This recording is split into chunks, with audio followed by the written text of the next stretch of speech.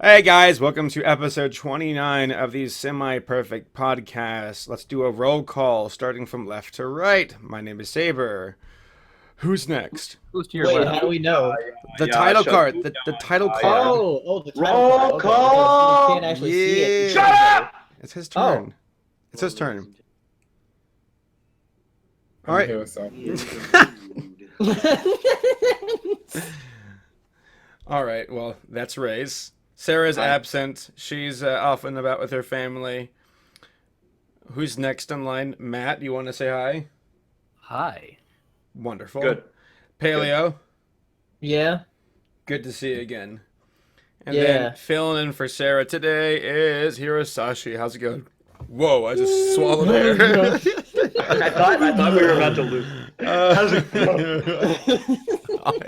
I swallowed air. Life Necessary has never for been life. sweeter. What was that, Hiro? Life has never been sweeter. That is how it is going. I'm Wow. glad to hear that. Well, It's wonderful. I had milk duds today. oh, whoopers. All right. What are whoopers? Like the Pokemon? Whoopers. I honestly thought they were called whoopers for the longest time until Paleo and Draft told me that they're called whoppers. See, this whole time I always thought Had this you never was a been to Burger Burger King. King? Yeah, but now I realize you're talking about the And they're candy. spelled the same. Whoopers. They're spelled the same as a Burger King Whopper. Whatever. Burger King just doesn't know how to pronounce it. They actually had to pronounce it that way to get around the Whoppers. I thought it was the other way. Trademark. I thought it was vice versa. I thought they called it whoopers in order to get around from the Whopper. Personally, that's what I thought. Okay, whatever. All right, so on this episode, we've got some catching up to do. I finally watched some episodes of MLP, so I can at least discuss that with you all. Everybody, Thank please. thank you all. I appreciate it. Wow. I do deserve that applause. Next, Race and I went to Kansas City, Missouri for Midwest Brony Fest. We got back from that last Monday or Sunday night. We got a reward to give away from the retweet thing from last week. And then got some news. So, but before we do, I just want to give a big old shout out to Cadet.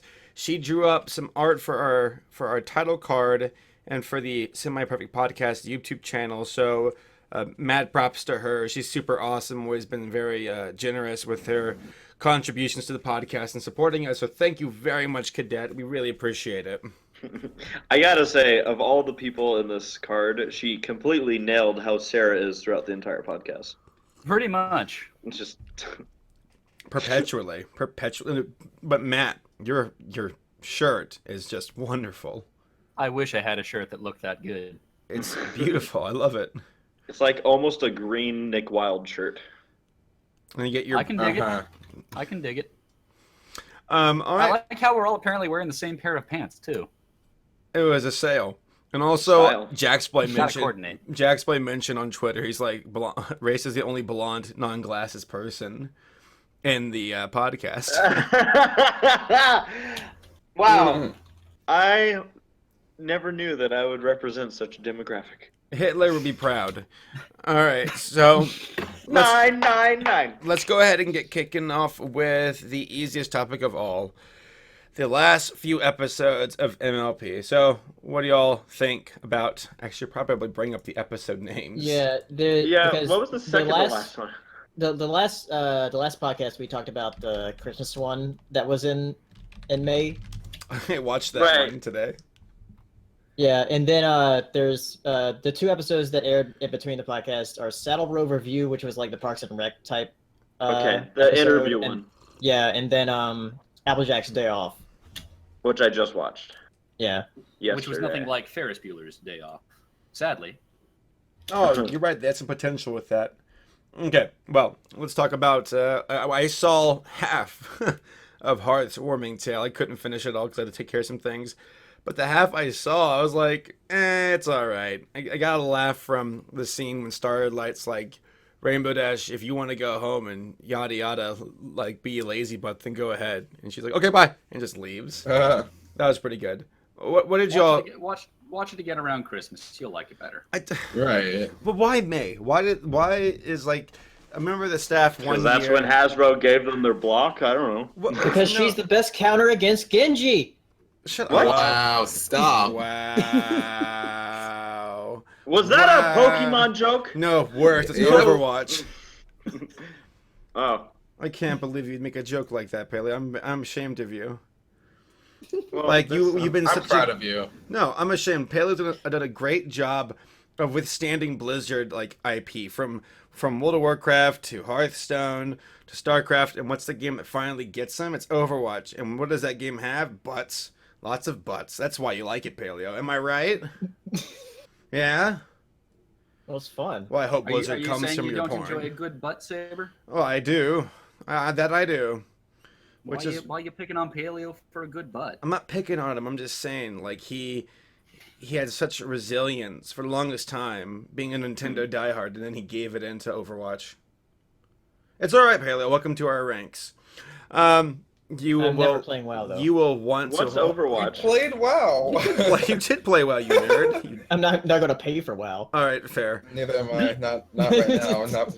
Well, Overwatch is TF3, basically with girls. It's the newest. With girls. It's a TF2 kind of like game that Blizzard made, and it's a lot of fun. It's been really really enjoyable.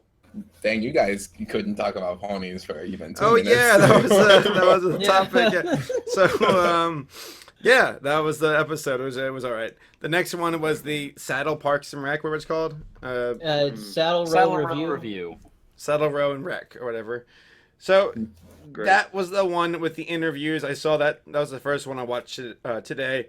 I liked that one. That was funny. I liked how it did a good job of showing off the opinions of the main six and how different they are. So that was fun. I enjoyed that one. It was good. I got some good laughs out of that episode. I thought the comedy was played well. I thought the timing was good. They had a couple little surprises throughout the episode. I enjoyed it quite a bit. I was kind of confused at first where they were going with it. I'm like, what's this? What's happening? But the second it kind of got going, I was like, oh, I enjoyed it. I actually wouldn't mind seeing more episodes like that.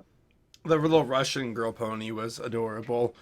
The little the braces, braces? girl pony though is like she's awful, What? Why? obnoxious. You're Like, everything's out of like pencils or whatever it was that she wanted. Oh like, yeah, scissors. I yeah, couldn't she even was remember. terrible. No, yeah, terrible. screw her. what? No, I don't understand why you all think she's awful. I really thought she was adorable in a quirky, dorky kind of way. Yeah, she With was. terrible ideas. Yeah, Saber likes her for the reasons we dislike her. No, That's stupid ideas. no. I don't know why you're beating up her ideas. Communism was a stupid idea, but we don't. Spoon clothes. Oh, Speaking of communism, was anyone else expecting the landlord to say "put dispenser here"? I honestly was cracking up though at like the way that Applejack would latch on to the little girl's ideas. She'd be like, spoon clothes. Where the hell have we been without spoon clothes? Mm. It's like, all right. Well, it was funny. It was a cute I episode. really did enjoy the interview style. DJ Pone 3. Wow, put a nail in that coffin. Every time they say that, I That's just two die now a this little bit. season. I think that was I 2 in a know. row. You see it it was, three it's more 2 in a row. times, and you get yourself an extra box set from Hasbro. Beetlejuice No, shows for up. real, I just like die every time it's said. I'm like, stop. I love it because Sarah can't stand it when people say it that way, and I'm just like, you're right, DJ Phone 3. Yeah, it's pretty bad. I'm with you on the name, but at least we're seeing more of two of my favorite characters this season. Spike and who? Well, obviously Octavia. The down ratings. Don't Is you ship Octavia that one of too? your favorites? Yes. Well, Stunned silence. the three little dancy ponies were pretty cute. I thought the one with the pigtails had some pretty funny expressions. Not to mention they had little LSD pacifiers. I thought that was interesting. Yeah, the show still does its thing where it puts in like little quirky, funny references, but I don't know. This season has been such a weird one for me. It's weird. I don't know if I'm just don't care about the show anymore. Maybe it's just you, Saber Spark. Yeah, which is why I wonder if it's like I just don't care about the show. anymore. Like I posed this question to Hero and Matt and to Paleo last night. It was if the last episode of MLP was the last one that you would ever see again, would you be okay with that? And to answer it, I'd said, yeah, I'd be okay with that. Like if someone said, But that's just because you're lazy. no, I'm That's just not because you put effort into it. That's just because you're like, okay, well then it's done and it's one less thing to worry about. Well, don't put words in my mouth, you cock. All right, listen here. If it was, Don't put your cock in my mouth, you words. mouth. If it was, and I'm not trying to like poo on the show. I guess after 6 seasons, I'm kind of like, ugh. Like, okay. Dang, what's the Simpsons doing to you then? Reminder: we hear this every week. We do this podcast now. The Simpsons. I'm not trying to poo on the show. I just made a podcast about the show. A semi-perfect 9 months ago. podcast. Well, he needed some. Well, that's why we didn't, or I guess you guys didn't put Pony in the podcast. Exactly. I knew Yeah. this would happen. I knew it. I have contingency plans. Because now it's Or the you just Zootopia know podcast. how Is it a leading contingency you are. plan if it's your main plan from the beginning? A little Mhm. bit. No. I'm not. God, Lee. Riz, I know you're very defensive when it comes to like people pooing on things. You're like, what the heck, you know? Oh, by the way, I actually have a question for you later I in the just show. like giving you crap too. It's kind of a win-win for me right now. Well, here's a question for you. Are you a furry? Am I? Yeah. I don't know. Why do I you don't not want to say know? no. I don't want to say no because then people will be like, well, technically you are. But at the same time, do I consider myself a furry? No. Well, how do I you do not. define Well, hold furry on. in this So, context? what do you? An older guy who watched MLP, is he a brony? Yeah, you see this I web see where I'm we're weaving, going. yeah. Yeah. Okay, no, I'll play this game. Yeah, Everybody well, how grab your devoted snacks, is get he? ready. How devoted is he? Because it's very different. We're talking about watching a show. This hypocrisy is No, off the it's chart. not. Same. It's not. It's It's off not the same chart. thing. The hypocrisy It's is not off same the thing. chart. It's You furry. someone who watches. Go play Digimon, By you your furry. definition. Go and let the man talk. I'm It's sorry. not the same thing. Go It's ahead. not the same thing. So go on. So why is it not the same thing exactly? Because you're referring to a show. Okay, is a white person Caucasian? Whoa, we went there. Wow, Whoa. we took that a direction. What are you like, doing? From 0 What to did I say? I asked if a white person is a Caucasian. If somebody reads Yes. the Bible, does it make him a Christian? Mm. You can't talk about race like that. We're in a post. Okay, Hero, why don't you help me out with this? Mo, leave Hero out of this. I'm black. What? Leave me out of this. We're talking about white Caucasian males. No, I was talking about. I didn't even say males. Excuse me, Hirosashi. You see, this is what happens when people start generalizing and Shut up, Matt. Shut up. Zootopia taught us nothing. Go to hell. Jesus. All right, so no, I really want a legit answer here. So, you're a huge fan of Rescuers, you're a huge fan of Zootopia. I would imagine you've got feelings for these characters who are furs. So, what does that make you? Are the characters themselves Well, how about this? furries, How about or are this, they just Saber? furry? What's your definition of a furry? And then I can answer this question. My definition of a fury. Of a fury. Fury. Of a Wearing an fear. eye patch and controlling a. Yeah, Nick's great. He's great. Of a furry. I mean, to me, it's all about the level of dedication. I know that Dusty Cat's a furry, and I know that he's a big fan of like shows that have anthropomorphic creatures. So, and this can even be harkened back to people who say are bronies furries, which, like, I shrug at that one. I'm like, I don't know. That's up to interpretation. But what's your definition?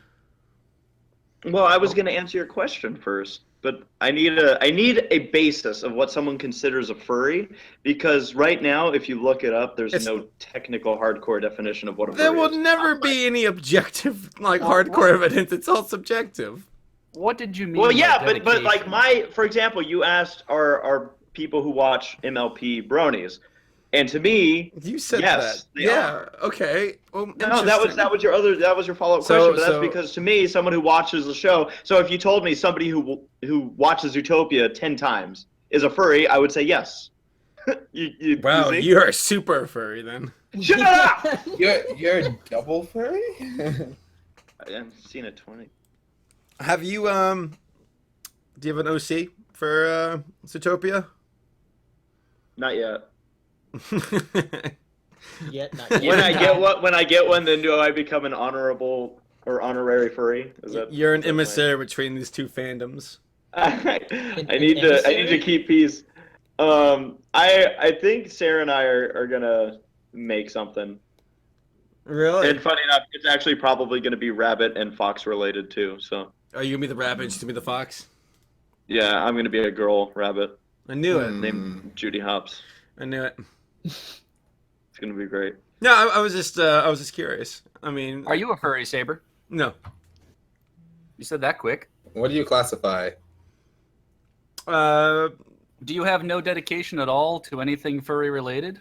that depends. One can ask the question. I'm like doing like the little like interview thing that Judy did in the police department.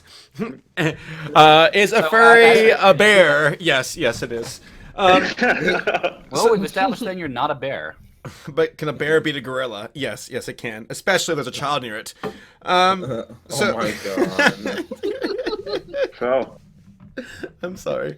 All right, so Let me ask you this: did you watch Looney Tunes? no, I was going somewhere with this. So let's say people who are huge fans of Lion King, Jungle Book, the Aristocats, the Rescuers, people who Yeah. are fans of those anthropomorphic creatures and just animals that talk and do whatever they want. Does that make that person a furry? Not Does in it my to you? definition of it. Oh, well, I'll say this though. I don't automatically like a movie just because it has talking animals Right. or even anthropomorphic animals. See, Like, I didn't. Hoodwinked. What a terrible movie. I am gonna say something that people are gonna shame forever, but let me word this correctly. Say it. I was gonna say I wasn't a fan of Animaniacs. Neither am I, Doesn't- actually. It doesn't mean I don't like the idea. I just never watched it. It never interested me as a kid. Mm-hmm. So just because you have talking animals, like I'm not like some massive fan of Kung Fu Panda because oh my god, there's all these animals. that are Now talking. we're not friends. It was fine until then. And don't even get me started on how crappy The Lion King is. I will rip apart Zootopia in 4 seconds. Don't worry, that one kid who destroyed the Nick Lego already did that for you. Do you want to Oh my talk about God. that? Yeah, let's talk about that. Please do. So, okay, I have an article here. It says, a headline says, man spends 3 days building giant Zootopia figure out of Legos. Kid knocks it down in seconds. So, My heart sunk for this guy. When someone sent this to me this morning, I went, no. apparently it took the guy like a couple of weeks to make it. And I'm trying. I mean, it's like almost to size. Like it's a very large piece of Lego model, and of course it's custom made. And I'm trying to think something about like I'm trying to find the notes about like okay, it says. And again, it was worth over 100,000 RMB. Is that something about time or something? I'm not sure. R&B? I'm trying to find Let some me- numbers here as far as I like, have a couple articles on this. yeah, I'm trying to find numbers on how long it took him to do. Well, it says 3 days, but how much like apparently money, Yeah, guys. It was $15,000 worth of Legos. yeah, something like that. And something Like every that- article starts with $15,000 Zootopia Lego sculpture destroyed by child in seconds. and there was something Now about I actually haven't read the article. I can't get past the title because I'm like, oh. this is where the Craggle from the Lego Movie would have been on the money. I love how Time posted something about this. Time magazine. And their starting sentence is Nick Wilde was not long for the world. Boom, done. Humans don't understand. We hate things that are different. Yeah. Well, even Craggle wouldn't have helped. The piece was only partially glued in the first place. Yeah, I mean this thing was done for. Done for. I feel so bad for this guy. At least he got a picture of the one thing that I have here is at least they got a picture of the final product before it went down. I mean, he could make it again. It's only 3 days, but still, it's kind of like, oh, that really sucks, dude. That sucks. 3 days That's of like hitting the reset button on life. Just take 3 days and do them again. Yeah, it's all right.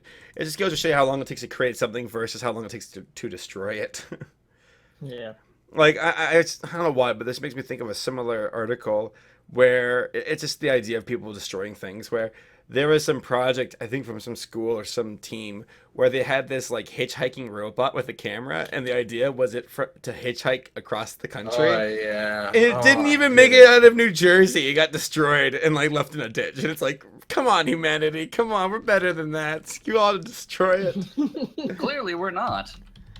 But no, to me, this reminds me of building sandcastles at the beach. It really emphasizes the temporal nature of life. Wait, hold on. It says here you go. Hitchhiking robot safe in several countries meets its end in Philadelphia. I think it would be Philadelphia. Just people destroying. This is how the second Renaissance begins. This is exactly how it happens. Oh, they tore its arms off. This is messed up.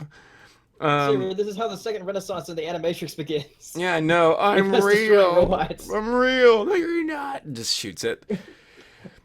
Oh my gosh, poor thing. I wish they could. And apparently had a camera, so they filmed it being trashed. That's sad. Oh, jeez.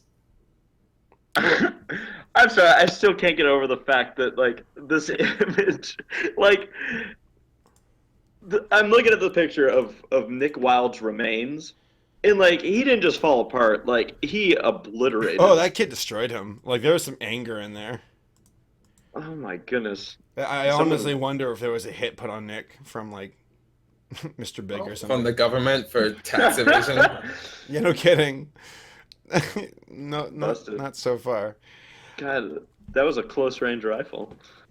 All right, so that They being call those shotguns.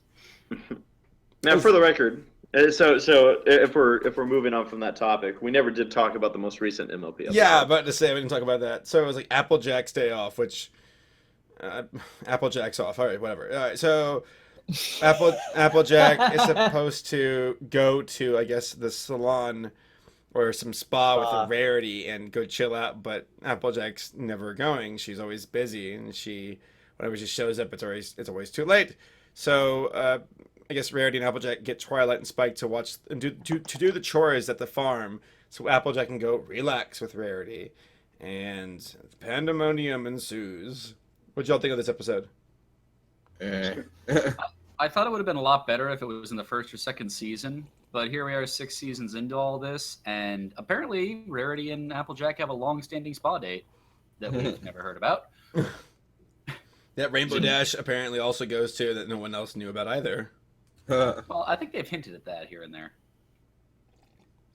I mean, I find that aspect of it cute.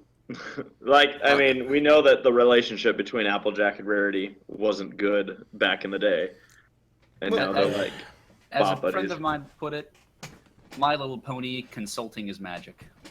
I don't know. Here- It struck me as pretty stupid. I don't know, like the part where they're just like, "Oh, that's what's wrong with your spa? How did you not figure that out? It was really simple. A third grader could have figured." Well, you it know, out." Applejack's really good with plumbing out at the farm. And so- why didn't they call someone out to look at it? Like there Right. are people you can hire for this.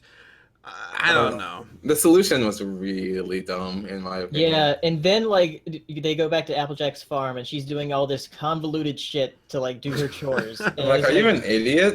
For real? All right, so for the record, this is exactly how I described this episode to Sarah, and of course she had a quip back at me, but Of course you did. I told her, I'm like, I get that this is, you know, a show for a younger demographic, but this is the first episode, at least in a long time that I can remember, that actually feels like it's for a younger demographic. Yeah, Like yeah, it felt like they laid Wow. it out. You are too right. much. You are right. It seems very like force fed.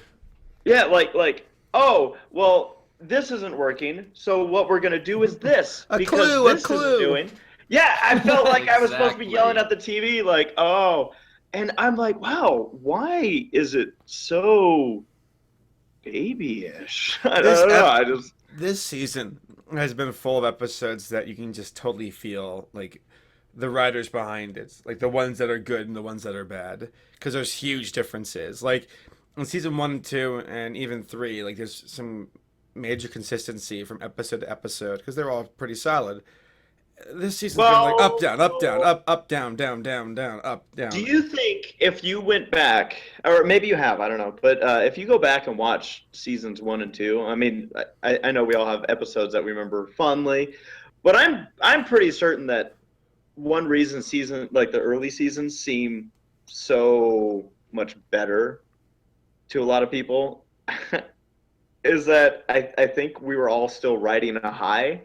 That it was easier to let the bad episodes go and just move on. Well, Stop taking drugs, Race. I've gone back.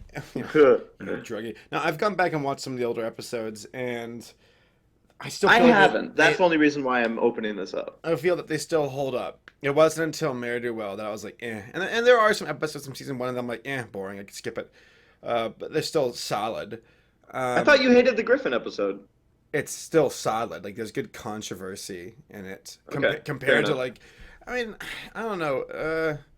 I differ with you there, Saber. The first 2 episodes, well, the pilot, episodes 1 and 2, Return of Harmony, or no, whatever, the Nightmare Moon ones. Yeah.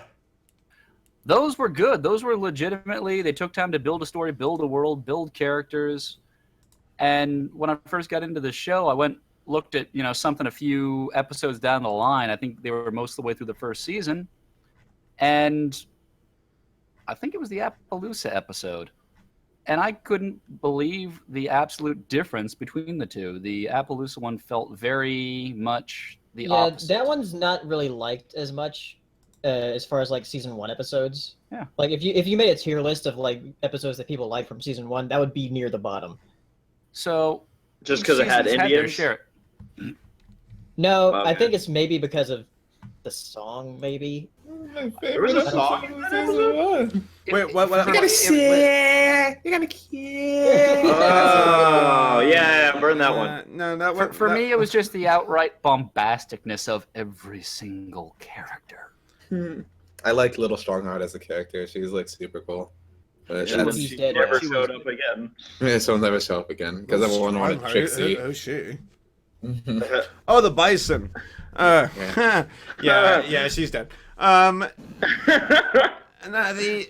don't know. You are right though. There is definitely some bias towards it, in the sense of like we were all on that high of like Brony's can change the world. Like, I still think back to the documentary we did, and how we interviewed people at BronyCon, and everyone was on such a high. Like we honestly thought that Bronies could change like the culture of every country on the planet for the better. And You don't think they have? Well, we did. I'm not saying they haven't. I'm just saying that the scope that people We thought they could. No. Let me finish. Like the energy that everyone had made it seem it was like, wow, we're gonna stop global warming at this rate. No, no. Like We tried. no, it was really interesting because like I do want to do a podcast about this someday, where we talk. You know what? You know what? How about this for the discussion question? Because we got time. Y'all want to talk about like a retrospect on the Brony fandom and where it started and where it is today? Sure. I'm up for it. All right, let's do Sure. let's do something like that. All right, so before Unless you wanted to do that with Sarah, but no, go to Sheena. well, she's not really a Brony. She's a girl. Okay, good point. No, okay. So before we She's a do, Pegasus. I can sense the disturbance in the force from wherever Sarah is right now. Yeah, I can physically feel her right now. Honestly, I just feel her go. she just gives one of her disapproving grunts. All right, so before we do, a few more things we want to mention. So, the giveaway from last week, we'll be announcing that at the end of this episode. I already have that figured out. Then I also have another announcement at the end of the episode for that. But before we do, there's two things. Midwest Brony Fest, and then also something about Samurai Jack. You know what? The Samurai Jack thing, Paolo, should we save that for the PR's podcast? Yeah, we can do that. And Alright. I'll also, I guess, announce that we're going to be at a thing in next weekend. Cool. All right. You won't forget about the Samurai Jack stuff for the next episode, right? Yeah, When I'll is write the- it down. Cool. When is the PS podcast for those of us like me who don't know yet? This coming Monday, What time? 9 p.m. Eastern, so it's 6 p.m. over there. Thank you. Cool. All right, so Race and I were at a convention this past weekend called Midwest Brony Fest, which was in Kansas City, Missouri. I got there Thursday evening. Race got there very early Friday, like around 2 in the morning. And we went there to go do our stuff, to go see some of our viewers and old friends, make new friends, put on a show, and have a good time. And of course, to top it all off, to have some of that legendary Kansas City barbecue. So let's do this chronologically. So on Thursday, that was interesting. And by the way, I'm going to try to just kind of, in a nutshell, most of this stuff because it's easy to go on tangents when it comes to telling stories from our adventures. But on Thursday, there were some major storms going on near Kansas City, like huge. I think they had 2 tornadoes actually make groundfall, and they had to evacuate the flight tower, the control tower at the airport. So that caused some major delays for a lot of people's flights. I know that half the voice actors that were being flown out there from Vancouver had to land in Denver, and they weren't able to arrive until Saturday morning because there wasn't a flight for them on Friday. So that was kind of rough. Reyes, how was your flight? My flight was nowhere near as bad as pretty much everyone else that went to this con. We had a slight delay. I think we were delayed by about 40 minutes, but other than that, I think it was weather related. I think that our flight crew got held up, and that's what it was related to because the plane was there, just the crew needed to get there. But yeah, no, I mean, we didn't have to stop for anything. Landed. It was raining, but I was really surprised actually to hear how many people I beat to this convention because, like you said, there were a number of show staff that were stuck in Denver. The Kriebers were stuck in Tulsa, I think. There's people were scattered.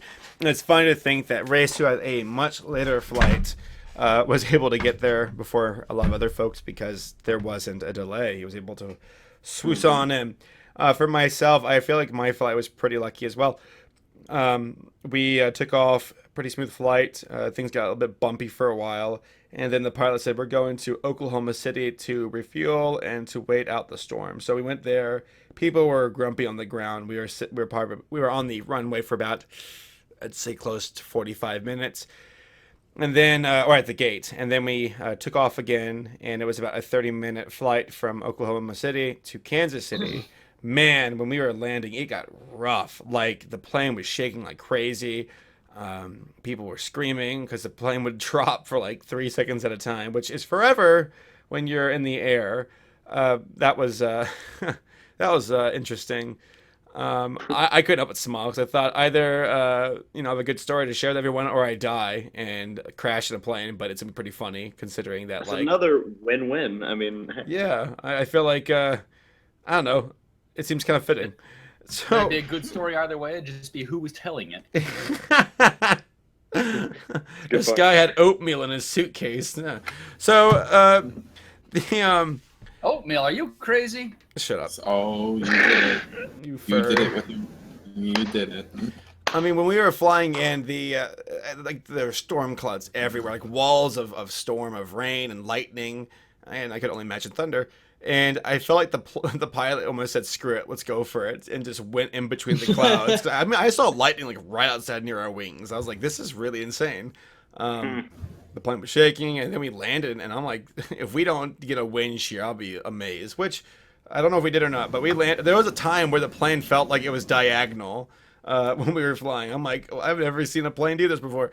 So we landed, got there, pulled up to the gate, everyone got out, and then I waited at the airport to get my ride, head over to the hotel, and then that was the end of my day. It was a really rough landing, but we made it. Everyone survived. Everyone eventually made it. And then Friday rolled around, and on Friday, we got to meet some friends, got to do a Brony's React Brony's React panel. That was myself, Race, KP, and Gabe. Yeah. Went good. That was on Friday, right? Yeah. And I'd say pretty good turnout. Another good lineup of questions from the crowd. We got awesome And hats from. Awesome hats. I forget her name. I wrote it down, but it's upstairs. We also got some cool art from people in the audience. So really awesome from them to treat us so nicely. The hats are like colored, like they're like big old like snow hats, and they looked like they were crocheted, and they were to the colors of our pony OC. So that was really neat. Like that person put a lot of thought into it, and they were very thankful. Mm-hmm. Yeah, no, those were. I feel like there's always like that. Wow, this person really put a lot of time, and I love it. I love it when people do that. It's just so nice, and yeah, I mean if anyone's interested in catching that panel, it's already live on my channel. So we also I think up to Saturday's vlogs are live, and I right now am uploading the Who's Line event. So yeah. What else? We got So that was the day we went to Joe's. Yeah, we went to this interesting barbecue place that was like a gas station, like / restaurant, and we went there with a huge group, like Jillian Barrow, Big Jim, a lot of convention staff folks from other cons, lots of friends. We all got some really kick butt barbecue. I had some awesome brisket and ribs with some like spicy beans or something like that. It was really good. Yeah, no, that was both times I think we went out for dinner. It was like a bit of a drive, but worth it both times for sure. Well, the Joe's place was on Anthony Bourdain's like top 13 places to eat before you die. You're kidding. How was it? I'm not gonna lie. I don't think it's worthy of like. I'm sure there's some other places in the world where I was like, oh, wow, this is amazing. It was good. Like I'm not to be mean. There's barbecue from my neighborhood that's just as good, which might be a testament to that place for all I know. But it was good. That's number 12. Was it better or less good than Luna del Sol? Oh, much better. It was much better. Okay. Wait, Luna del Sol, isn't that the Baltimore place? Yeah. I thought that's kind of not fair to judge it against that though, because that's like Italian. If you're saying what's better, Luna del Sol or Olive Garden, I go well, Luna del Sol by a long shot. I mean, I know herpes is better than Luna del Sol. Or, I'm sorry, Olive Garden. Both of them. Wow! I was like, I might need to get some of them herpes. It's a good thing we don't endorse, because, man, would we screw that up. The waiters watching the podcast, oh no, why are they saying that? In his very articulate way. So, we got barbecue both times. So, the con went really well. It was a lot of fun. And good seeing everyone again. So... And a big old shout out to Bash. He really was the one who made that con happen. I mean, I know it's always a team effort, but I will tell you this: if Bash was out of the picture, that con would not have happened. So big shout out to Bash. And if you know his Twitter handle, go give him some love. Don't be like, hey, awesome job at Midwest Brony Fest, Bash. Heard you did a good job. So yeah, for sure. And it was a good time to, once again be able to see friends and hang out, eat good food, and put on a show. Yes, absolutely. All right, so... Oh, also we had this big old ant war we saw. It's on the vlogs. We were walking down the sidewalk, because Race and I decided to go outside and just go for a quick little stroll before walking to the convention center, and we saw what looked to be a pile of dirt that was kicked over on the sidewalk. And we got closer, and we realized that wasn't dirt at all. It was just a big old pile of ants going at each other. Like, they were just killing each other. And I've never seen ants like in this many ants having a war before. Like there was a war. Like they were fighting. Like you see these ants carrying off the carcasses of their foes, and their jaws like stuck in vice grips, and they just kind of just stand there pulling at each other. It was awesome. There are thousands and thousands and thousands of them. It was really neat. I want to actually throw out a quickie here. I noticed Ardale is in the chat, and for anyone that goes to these conventions, Ardale goes to a lot of these. Yeah, he's a familiar face. Yeah, he's a vendor, so make sure that you guys stop by, check out his stuff. He's been really generous to us in the past. And yes. A great guy, a fun conversation. So. And he's got a really cool hat. Good conversation, good art. Yes. All right, so that's about it for Midwest Brony Fest. Do you guys need to use the bathroom at all before we get into the discussion? I might grab something to snack on. All right, go ahead. I'm gonna just take a swig of water. I don't need to go anywhere. A swig. And Just a remember to say we're gonna be at another convention. Yeah, MLP MSP. Yep, we'll be there next weekend. Holy cow. Yep. Yep. Yeah, back so to the back to weekend back. of it'll be from the 10th to 12th of June. Paleo, when Minneapolis, are Minnesota. you flying in and out of MSP? In and out. I'm flying in on Wednesday. When are you leaving? That's mine. I'm leaving on Tuesday. I'm staying in a week. Oh, wow. Yeah. Okay. You're going for a week? Yeah. I'm just staying at Cindy's house. I'm gonna be there. Funny enough, Friday and Saturday. Oh. Yeah. Yeah, Just 2 days? We've got we unfortunately have early flights out on Sunday, both of us, just because that was the only way it would really work. Well, from what we're told. So, yeah, it's a bummer. We won't be there on Sunday, but we'll make the most of the days that we are there. We will. I'm Sammy, gonna you'll be try there and... on Wednesday, right? Yes, I get there early. Yeah, he's going out Cool. early. I'll be right back. All right. Well, I'm gonna go ahead and post onto the Twitter. Pardon me. Our discussion question, because maybe some folks might be interested in it. All right. Is there anyone else who needs to go off and use the bathroom or get a drink before we get into this? No. All right. You're answering on behalf of everyone else. Right? Like...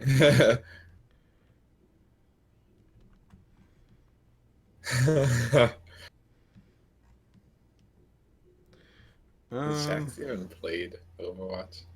I don't know if he owns a gaming computer or. I don't think his internet could play Overwatch. Who? How resource Jax. intensive is it? Pretty Yeah, intense. That's a little bit, yeah. I mean, I'm playing it on low, but it still runs pretty well on my computer. Does it not chug every once in a while? It's only if I'm recording. Hmm. So Do you have an i5 and an i7? It's an i5. i5, that's interesting. I have an i5 and a GTX 960, and it chugs a little bit. Huh. Yeah, That's it doesn't really chug for me. The frame rate only drops when I'm recording it, Mm-hmm. which makes sense, I guess. Yeah, you're devoting your resources elsewhere. All right. Well, I'm back.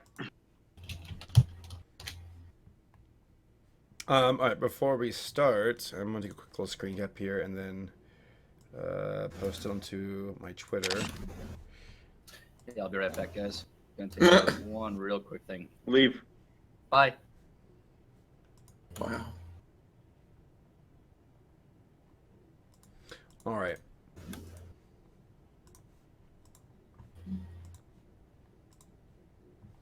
And we'll get this going here. Wait, Matt went AFK, right? Yeah. Okay.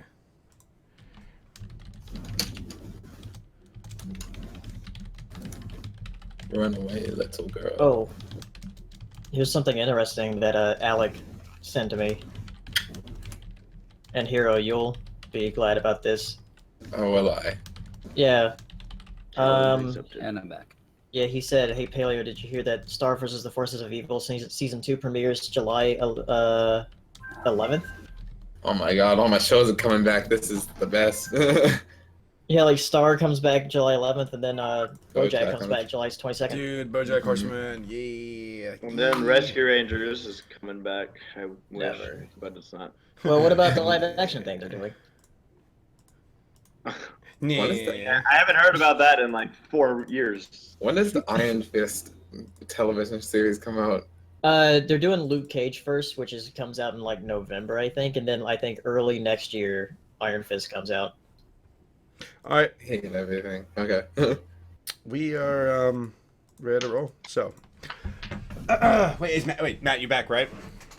Well, yes. Okay. Yes, I am. Okay. All right. So the topic for today's discussion for this episode is the Brony fandom dying? And in another word, like just kind of looking. I didn't agree to this. Is too late. So I thought we were doing a retrospective. it is. I'm just Yeah, way to spin it, Saber. I'm just Way to phra- Wow. I'm just phrasing it in a Fucker. different way. So Yes, yeah. what? My Blindside, God, thank you. you guys. Thank you. Well, obviously, I struck a nerve. So you No, all, it's just fun to- I'm sorry. I'm hungry, and I get jumpy when I'm hungry. all right. It's all Have a right. Snickers. Continue. Yeah, you're not yourself when And you're. let's see if we can get them to sponsor us. We actually owe them money. All right, so the fandom's been around since 2010, and it's been almost 6 years now, so over half a decade, and that a lot of change can happen in that amount of time. I mean, we've seen there's 6 seasons of the show. There's been multiple conventions. By the way, Hero, your microphone's picking up a lot of static. Oh, really? Yeah. Yeah, a little bit One of it in the sec. background. Now. We'll see. It's fucking raw. All right. Better? Yeah, it's much better. Yeah, it's better. Yes. Alrighty. All right, so yeah, a lot has happened over these years. You know, Lauren Fowles left the show. There's been different people in charge of it, and of course, the fandom itself has changed over time. And I've gotten this question on Tumblr and Twitter, just to give my opinion of the current state of the fandom. So I just wanted to pose the question to you all: is the fandom dying? How has it changed over the years? Thoughts? Talk amongst yourselves. What do y'all think? Mm, Because Hero, I Well, think you've been in it longer than any of us. yeah, I am super incredibly not into the show nearly as much as I used to be. I went to Winter BronyCon 2012 by myself in New York for one day. It was a one-day con. I drove up to New York just to be there. Oh by wow, myself. you were there for the first one then. No, it was the second one. First one was Yeah. before that even. What? Yeah, but wasn't the first one like 30 people? Yeah, they had like Jason Thiessen as part of the first one. Mm. Well, let me ask you this: are you asking if the fandom's dying or the fandom's changing? Well, I guess depends on how you view it. Because I Well, that's mean, the reason I'm asking. 'Cause numerically there's a specific answer to each question. numerically speaking, it's not as big as it used to be. I think Do we actually have like stats to back that up? Well, on Google Trends, I mean, it's took a huge dive. It's not. I mean, it peaked around. Let's wait for the gold standard and see what the BronyCon attendance is. I mean, yeah, but the BronyCon attendance is starting to plateau. Like, it's not starting to go up as much as it did before. I guess the reason I bring up that distinction is, much like Hirosashi said, you get into a show, you experience it, there's that initial reverie, the joy. After a while, things become natural. It doesn't mean you like them necessarily less, but you find things you like more, things that are new.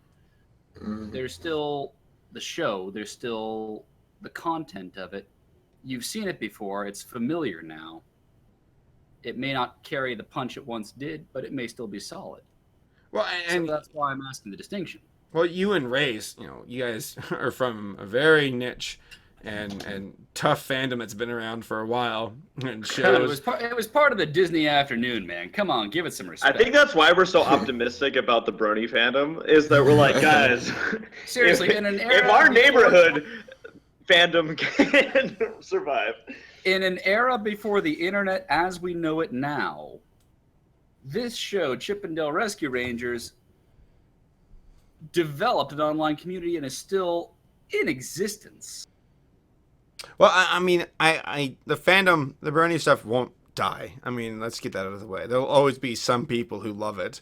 I mean, there are people who are fans of the most niche and bizarre of things, and there's that cult of gadget worshippers in Russia, for crying out loud. They exist. I mean, those are your colleagues, guys. You gotta high five them. No, I mean, And I always use the Brony, or not the Brony fandom, sorry, the Rescue Ranger community as an example. As like, 'cause some people say, you know, do you think it's gonna die off? And I'm like, well, they're slowing down. I mean, the hype is gone. The hype's been gone, but there's gonna be people who are gonna stick around the show for a long time. the shine has worn off. Where Yeah, Saber, look at the the images I posted in the chat. Like there was a peak at one point. Right, which one am I looking at here? BronyCon. For those of you that are listening along, there are a couple of statistical graphs we're looking at right now. Well, one's on Twitter, and if you go to Google Trends and just type in like My Little Pony, BronyCon, you'll see it. It's taking a dive a little bit, and things. I mean, look at Game of Thrones. It always jumps up and down every season and falls off. Yeah, the and grid. BronyCon goes back up every time the con's going on. Yeah, and I mean, as far as searches go, that could be indicative of how many people still follow the show and when it peaked, or it could also be just when it was loud and proud. Like looking at these graphs, when things got big, that was also during the era where every other news station had to do an article on the fact that bronies existed. So then more people were like, huh, bronies exist. Okay. Yeah, what is a brony? Those weren't bronies either. It's not newsworthy anymore.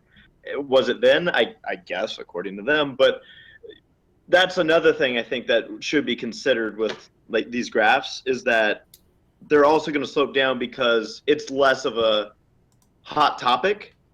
I'm not saying that, I know people who watch the show that don't anymore.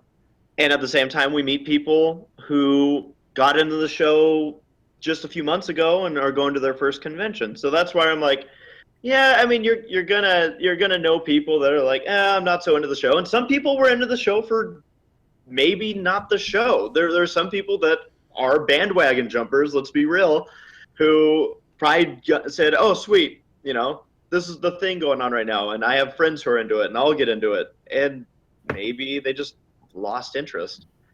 I mean, truth be told, I'm pretty sure I know at least a few people who got into the show not because they were as into the show as they were into doing whatever they were with the show to help them out with what they were doing. Fair. So. Fair. And I remember initially when I got into it, like, I was like, oh my god, it's Alex S., it's Jackalap, it's freaking Pinkie Pie Swear, and whatnot. And a lot of those folks have moved on. Like, it's not uncommon to see people move on from things. It's just human nature. Like, it's rare to have someone going at 100% about a certain topic forever. I'm looking at you, Race, with Zootopia. Can't wait for that day to finally crack. Oh, challenge accepted. All right, when you're on your deathbed wearing a Nick, hat, I'll concede, implying that I'm gonna die first. All right, so that I mean, was it a good life? Yes, yes it was. No, it wasn't. Pull the plug. All right. Thank you, Hero. I didn't even ask you a question. Now, like, people move on, and I do agree there are folks who hop on for the wrong reason. People who just try to, like, it's weird. Like, one thing that popped up not recently, but I guess relatively recently in the fandom's lifespan, where the analysis people, thanks Tommy Oliver, the analysis portion of the fandom with folks like, because DigiBrony also spurred that up, no pun intended, and then you got folks who do all this analysis stuff. And that was something that definitely wasn't there in 2011, 12, 13. And there might be another portion of the fandom that's yet to be discovered. There will, and also, I think that the show's demographic has shifted back towards the people it was originally kind of intended for, and that's little girls. Sad to say. Which is fine, because eventually those little girls are going to grow up. Well, at these, I know. I didn't want to. Wow. Yeah, you furry. No, when we go to these cons, we'll see parents with their kids and teenagers and people of all ages having fun. I think that's great. I'm like, wow, a lot of variety. And the best part is the parents that I've seen at the conventions also watch the show. Or at least the ones I've met. Maybe some of them. I don't know. There are those parents who do watch the show. I mean, one of my favorite, some of my favorite. You parents, guys go to more conventions than I do, so you have a better sample size. But... Some of my favorite parents will always be Omnipony's parents. I freaking love these people. Let me tell you all a story. All right, so We got to interview them back in like 2000 and was it 11 or 12? I It was forget. 12. At the Baltimore, at the Secaucus, New Jersey, BronyCon. And it was just cool hearing Omni's parents saying how much they support him and think it's cool that he gets to hang out with new folks who are fun.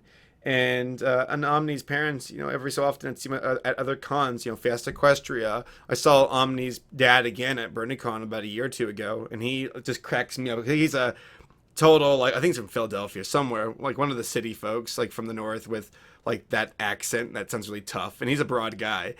And, I mean, this kind of guy who would like probably kick your ass in like 10 seconds. And Flat. shut up. All right, so Never. Thank you. be quiet. I hope this Phantom dies.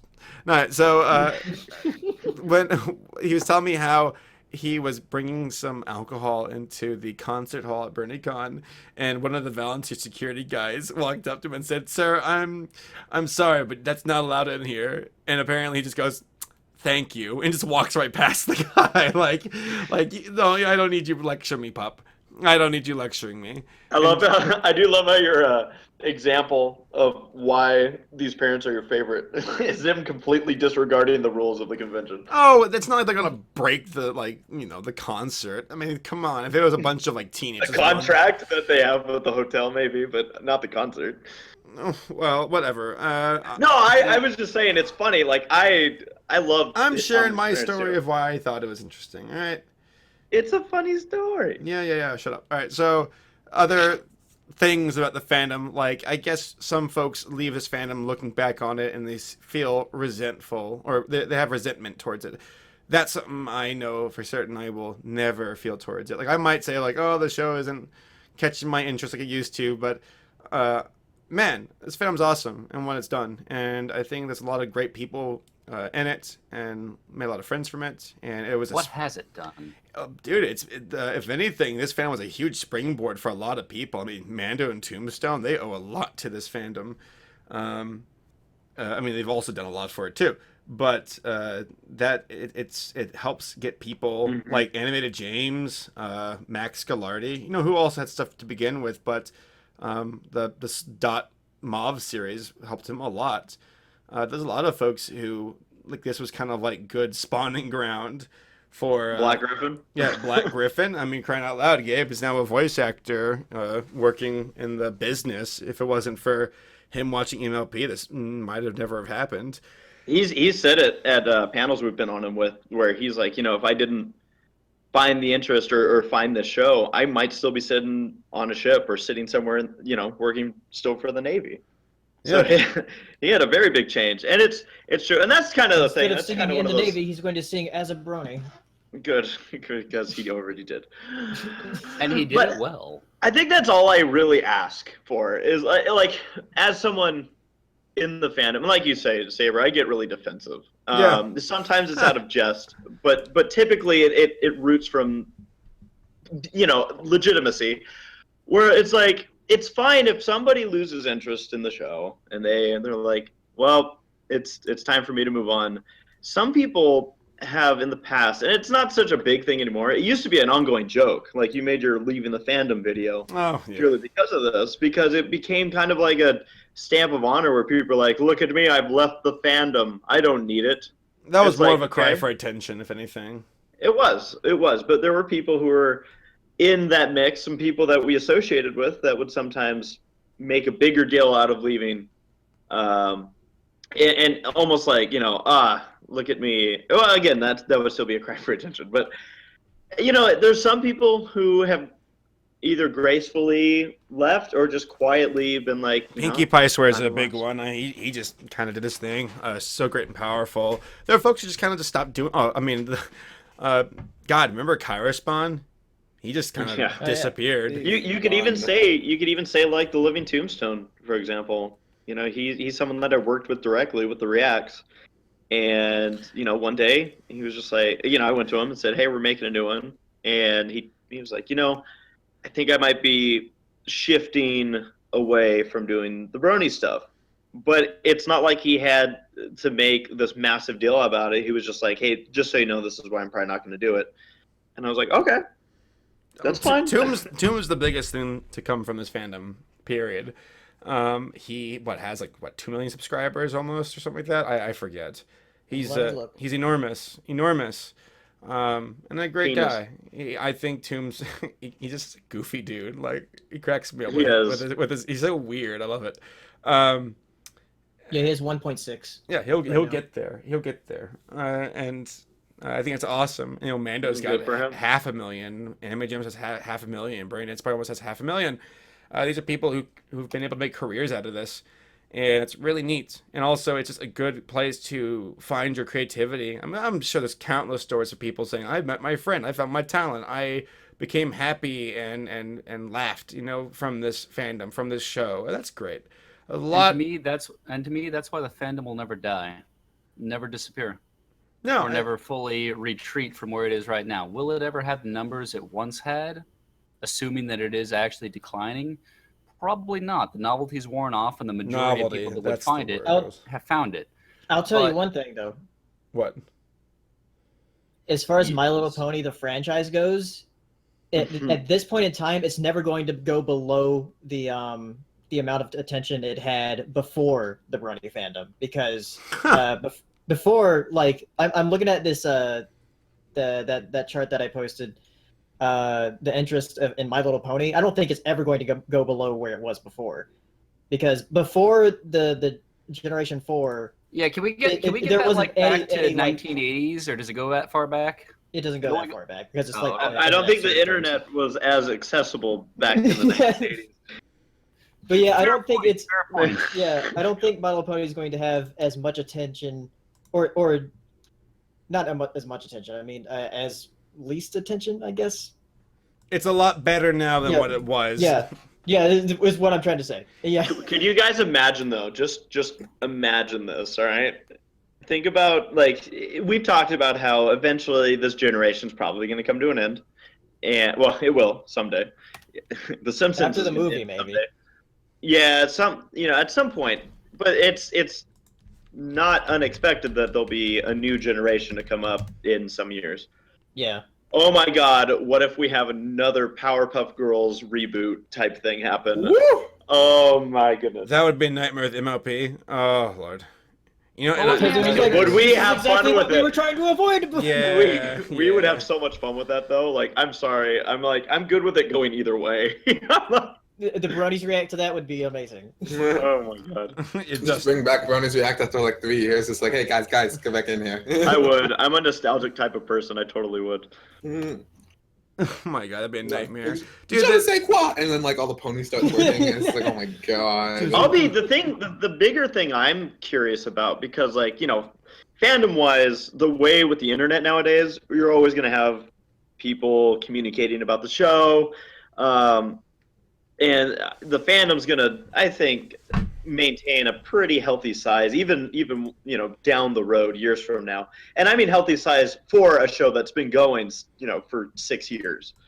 At the same token, I'm kind of curious about the convention scene. How long we'll have conventions going? Many conventions. May I interrupt? Okay, so here's the thing about the conventions is that, like, okay, so whether it's the people watching the show on cable or whatever, like, I mean, MLP toys will always, those are probably doing just fine. I think the show's ratings and numbers have gone down a bit as of late because people just aren't caring as much anymore. For the conventions, those aren't growing either, really. I think BronyCon's the only one that's having really any, like, real growth. And I'm just be honest. I mean, I'm not trying to put it any other cons or cons in general. I mean, like, the numbers that are reported, we don't know how factual those really are because they can be fudged. But I'm just saying that, like BronyCon's done a great job. Everywhere Northwest, there are a lot of cons out there who've made a good name because they have reasonable expectations. That's the most important thing. Is like, it's not like BronyCon's gonna double in size and say, "Wow, where did that come from?" That growth is not really there anymore. But there is a sustainable number of people who can still keep it going. And if cons can, you know, if they don't have eyes bigger than the dinner plate, then they can succeed. Like MSP is a good example of that. A con that has reasonable expectations, knowing that there's a certain amount of folks who will show up, support it, but yet they're not going to bring out like 70 show staff. Like that's going to kill the thing. But then you get BronyCon, who can, because they have the numbers to sustain it, because they were the first ones to establish themselves and they were able to grow with it. Like it is a numbers game. So yeah, on the con side. And what's weird though is we've seen a bunch of cons show up as of like, Pacific Pony Con showed up this past year in San Diego. I love that. And they, I love it. They had enough success that they, again, reasonable expectations. They were in a location where there wasn't a convention, and like EQLA was like, okay, let's not do another one after the last one they did. EQLA is so but again show staff wise and they did things to where they knew that they could afford, they found a venue they could work with. They did it smart, and doing it smart was so cool. I enjoyed that one so much. It was. I certainly would do again. Yeah, for sure. And I know Paleo, that would be the perfect location for you to I want to go there next year. Then there are cons like you have to. I mean, it's a big country. We've got 300 million people, more than that, living here. I'm certain you can find some folks who are interested enough to support your con. You just need to have a good team and expectations and know how to do it right. I mean, look at Unicon. That was just wow, what a disaster. I'm still so glad I went to that. I never would have believed how terrible. You guys have a story that few others will ever have. Thank goodness. I know, right? It's the ones you walk away from that make the good stories. We survived. Everford Northwest is another great convention. I give mad props to them for, like, it just feels like it flows. They have reasonable people who are experienced in charge. There's a lot of folks in that area who come out to support it. Like, I'm still kind of shocked at the number of cons in the Southeast, like anime cons, and yet no one has really attempted a super, like at least a convention pushing over, I'd say, at least 500 people in, like, Georgia. And I feel like that's not out of the scope of reality. Happening, like, later this year, and there's like Tennessee cons and Florida con, but I mean, I'm talking about something like Georgia has no excuse. They should be able to rally. Yeah, there should be something at Atlanta. 1,000 Dragon people. Con and MomoCon happened there. Like, Atlanta's a big hub for travel and entertainment, and especially cons. Like, so many cons. And it's like, how has this not happened yet? And people are like, well, Saber White hasn't. I'm like, no. That's someone else's problem. But yeah, it's weird. Like the Northwest, Evergreen Northwest, and then you got Equestria LA and Pacific Pony Con and Babs, and Southwest, and then you got some Midwest cons dancing around, and then you got BronyCon in the Northeast. So like it's kind of scattered across the country to where people, it's convenient enough for them to go out. I mean, there's ones in Europe, Galacon, and folks like that. So yeah, there's still enough people out there in the world to support this stuff. And I think a lot of folks will continue to support it because they have friends who go to this. It's almost like a reunion of sorts. And that's another big thing is just the friend factor. There's a lot of people, including us, who love going to these because it's an opportunity to hang out with friends. It's a central location, and on top of that, you got content. For us, we got work. And performing. So I mean, it's a lot of fun. There's opportunities that exist here that wouldn't exist outside of it. If you would have told me back in 2000 and let's say 12 or 11 or whatever, like after I was finished making Ballad of the Brony, if you would have said, Steven, guess what? You're going to be in front of a crowd of thousands in Baltimore performing with people on stage and talking in front of them and making jokes and just speaking in general. What would you say to that? I'd say you're mad. Like, I can't even talk in front of a class, let alone a crowd of thousands. And that's how far I've come personally. I mean, I wouldn't have my YouTube stuff if it wasn't for the Brony things. And I owe a lot to it. And I will never forget that. Like, videos like Ballad, the Brony Chronicles, Pandemonium. I'm going to leave those on my channel forever because those, I feel like, are big parts that got me to where I am. I fundamentally appreciate Pandemonium. Shut Panda. On so many levels. I think Tabitha St. Germain unfollowed me for a little while because of that video, and then she refollowed me after a while. Yeah. You know, that was actually mentioning Tabitha. Something that happened at Midwest Brony Fest. That was really cool.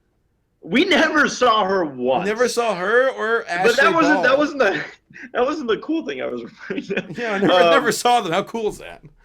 Ashley. I was hoping to at least like say hi. I know what you want to say. Yeah, share it. Yeah, so they do these things at conventions. Tabitha loves putting these together, where they'll have a script reading, and it's something that it's a strict.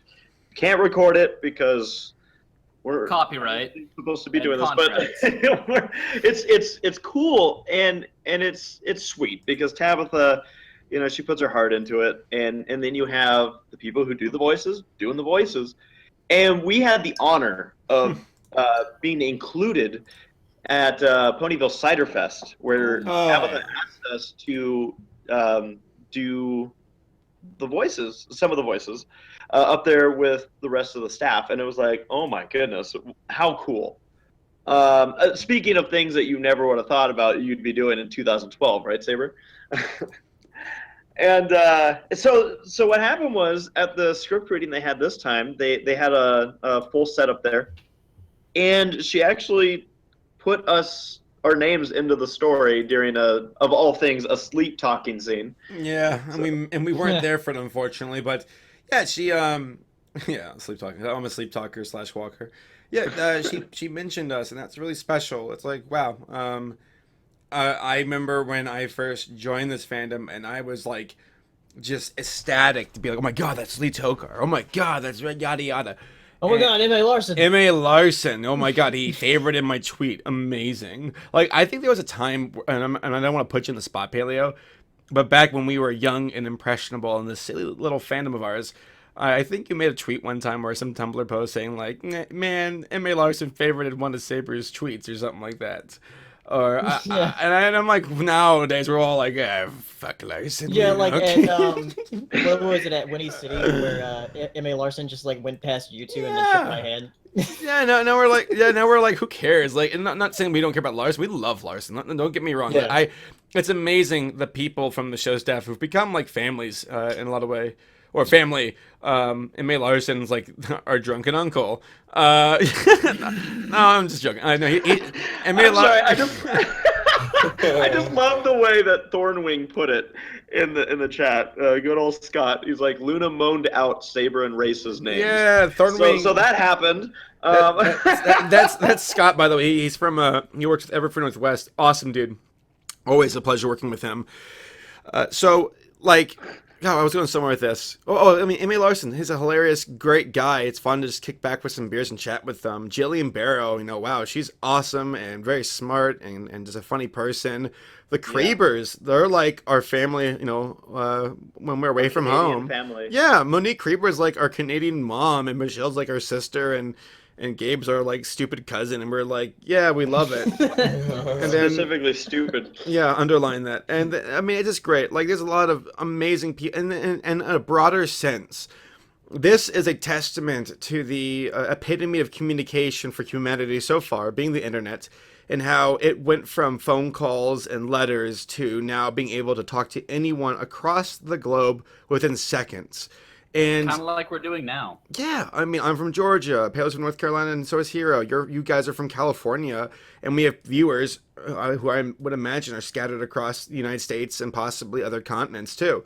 And it's amazing. It's truly amazing how close we've come as a species, and how we aren't limited to that little circle of friends, like your neighborhood, your school, your church, maybe a club, maybe your college.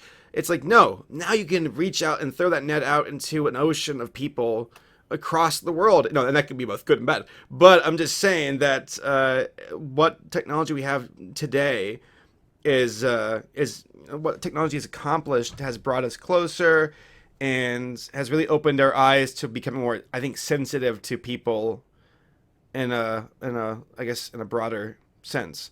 Now, there's a lot of idiots out there on the web, too. Just go to Facebook and look up political messages from, Facebook pages, and you'll see it. But, or the minion moms.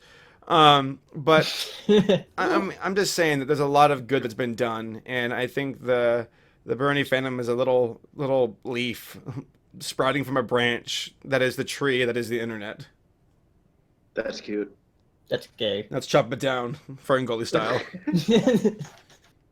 Nah, yeah, well said. Well, anything you all want to say before we close out this discussion and hit up a few questions before closing up shop? I think you honestly Right? quite well right there. Oh, thank you.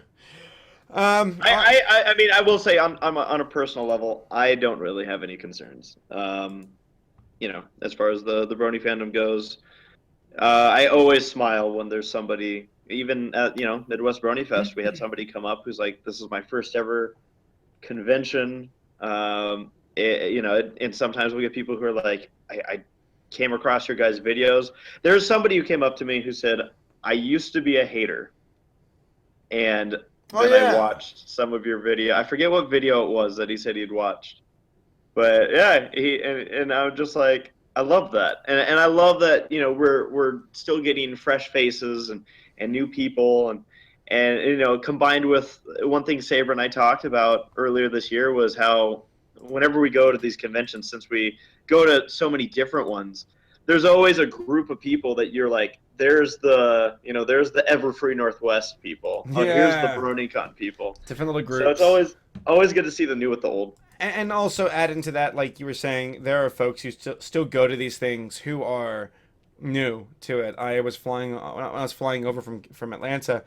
I was sitting with this one girl named Carol who was flying out there with her mother, and we were all just talking about like the fandom and what she does in it. And this is her first con really to go see friends that she's met online.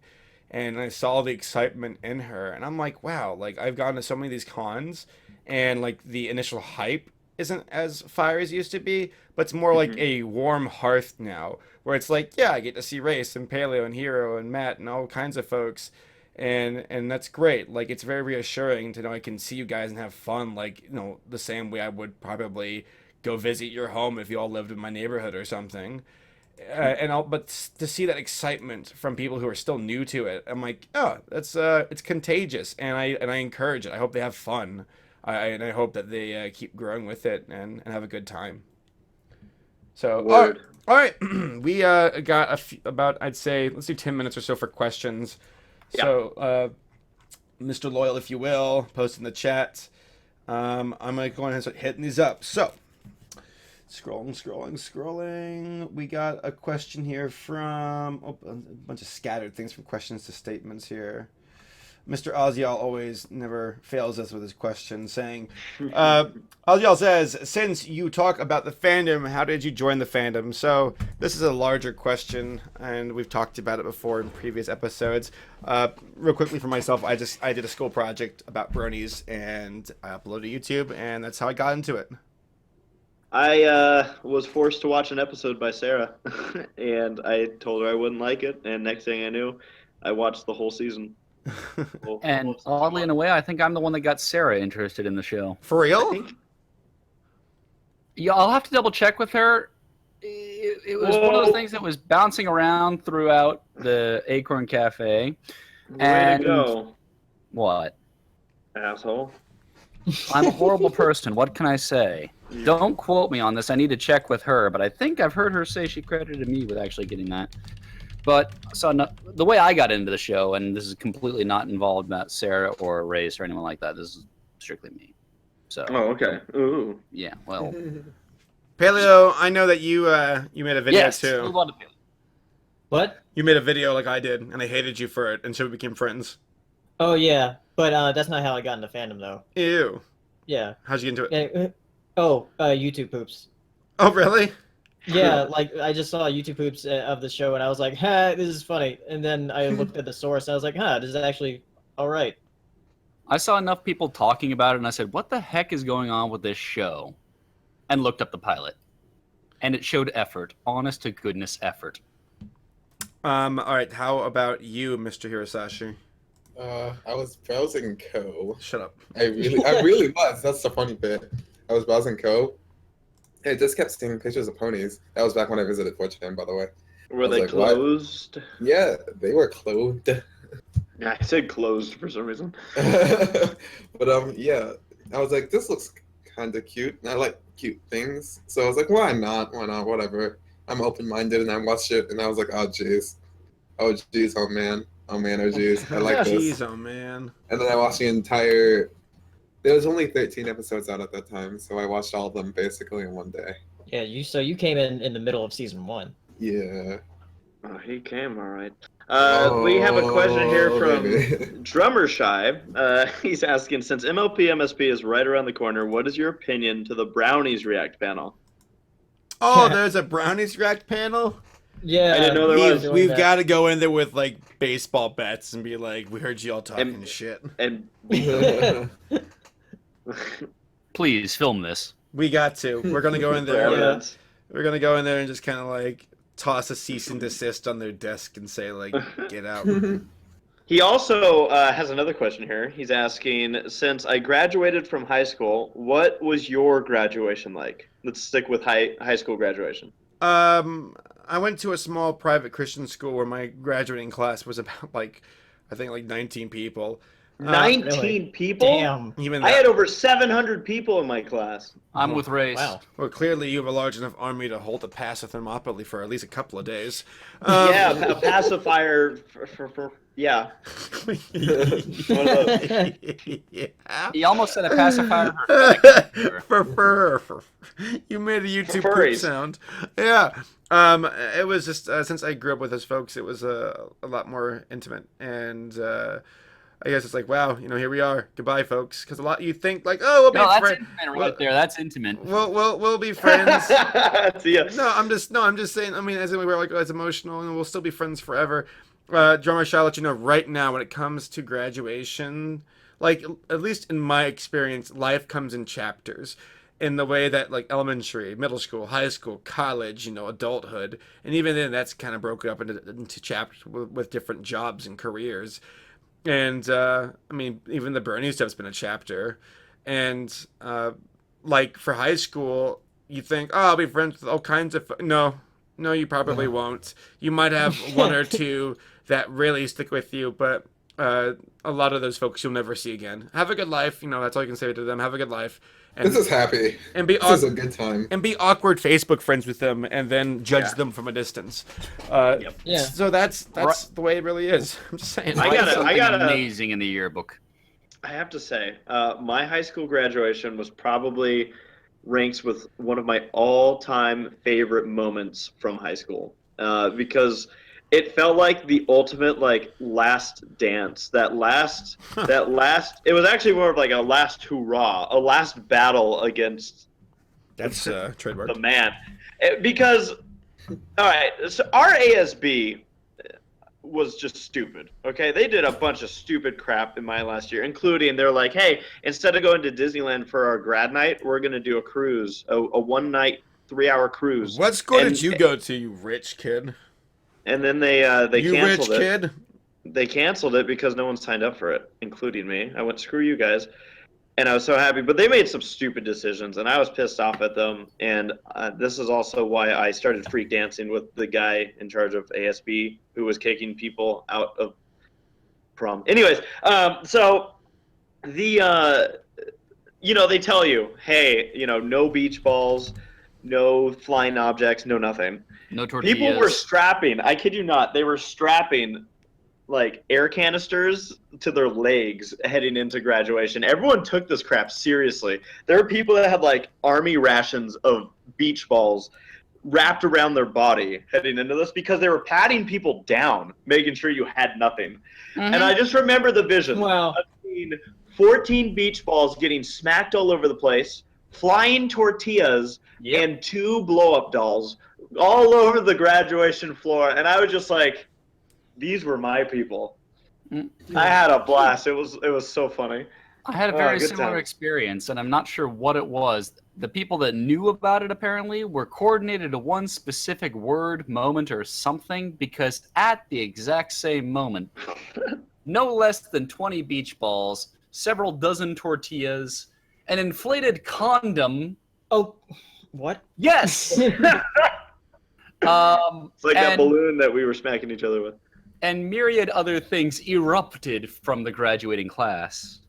Rather pleased to say we graduated with the principal of our school who was retiring that year. This man, say what you will about any, TV movies or anything, this man was the consummate principal. Everyone loved him. And it was a Yeah, great we had a good one too that left with our graduate when he retired. Okay, I know the beach ball tradition thing that's at graduation. Funnily enough, that didn't happen at my graduation. My graduating class was actually pretty well behaved. It was really weird, but it happened at my friend's graduation, who was like 2 years younger than me. And I know the beach ball thing, but what about the tortillas? Is that a Californian thing? Southern California, yeah. I As far as honestly I can think- tell. Because I was like, tortillas, what the fuck? Because They they make fly like wonderful- frisbees. Yeah, they make wonderful frisbees. I don't know why. I don't know why there were tortillas, but there were, and I was so happy. I'll put it this way: I was so proud of my class because I went to my sister's graduation from the same high school a few years later, and they told everybody, they're like, if you do anything, you will not walk. Well, for And the they record, actually listened. they told my class the same thing, and we went, screw you. See you Oh, yeah. later. They We told had mine more the same honor thing. students. We had more honor students that were sidelined that were supposed to get awards that just went, screw it. And I just was like, I love it. This is hilarious. He's like, I'm not coming back here anyway. Tommy graduated the same, a good friend Tommy who I do the low budgets with graduated the same year I did from high school. And he has had a friend who was at a different high school, and that high school graduated the next morning. During their ceremony, they were still cleaning up from ours. I was like, God bless. We did it. We did it. Good times. All right. Well, I think that is it for the podcast for now. We will have to save these questions for next time. Before we close up shop, I do want to mention something. For now on, I think I would prefer it if you guys send questions to Tumblr. That way I can sort through them and get them prepped up for the show. That way we can save time. So if you want to ask your questions, hit me up on Tumblr. Ask me questions there. That way I can read them up for the next podcast. And the people who missed their questions this time, you can ask them to my Tumblr, and we will organize it for the next round, which will be episode 30. And also you can ask whatever there if you want to. If you guys have questions about anything on your mind to me, I will answer them there. Next is the giveaway. Funny enough, I did the randomizer earlier today, and the winner is Cadet. I actually have the proof here. In case people were like, oh, that's biased. Like, no, I'm for real. Let me find it here. Image. Add image. Where are you? Image 2. Browse. Desktop. And then boom. There we go. Woo! So yeah, that was the randomizer. I put people's names on there, and when I was putting it on there, I was like, watch Cadet win, and boom, she did. So Cadet, you win. I was gonna give away I'm gonna give away okay. So Race and I are doing those T-shirt things for Who's Line. You've won a free one. So once I get those printed out at the shirt shop, I'll hit you up with one. So yeah, congratulations, and I will get that your way as soon as we get those things put together. And then also, if you guys are interested in other giveaways and whatnot, I have a Patreon, and I do postcards, and I also do a raffle on there. I know that Paleo does as well. So if you guys do want to do other giveaways and whatnot, and you're interested in supporting me as a creator, go ahead on my Patreon, because I need money for rent, because I'll be moving here soon. I need money. All right, so I should make a Patreon someday. yeah, your top reward can be a Brony's React spot. Oh my god, could you imagine? I think you'd make so much money. $500. But at the same time, people would be like, wow, how corrupt. But I'll just pull those piles I of don't- cash over your eyes. You tear up. You're like, oh my god, that scene from like Zombieland or whatever. Could you Yeah. imagine? Could you imagine if I did that and I'm like, just know I'm gonna, use your best stuff, and I use like one clip of theirs. It's like 5 seconds. There you go. Yeah. I like it. Just cuts them off. You know what? The people that signed up for that would probably expect it and appreciate it. I don't know. I don't know. I would not expect that phrase. I'd be pissed off. No, You're no, like, yeah. terms and conditions may apply. I don't know how much their wallet would appreciate it. All right, guys. It depends on the person. Well, thank you all for joining us for episode 29 of the Semi Perfect Podcast. We'll have this episode uploaded to the Semi Perfect Podcast YouTube account by the end of tonight or tomorrow morning. Once again, shout out to Cadet for your support and for your contributions with the title cards. We really appreciate that. And to everyone else who is watching, thank you guys for your viewership. So we will see you guys in 2 weeks from now. Bye-bye. I've seen Zootopia 21 times. See you guys later! Bye. Take care. All right, let's play Overwatch. Overwatch? All right, Overwatch.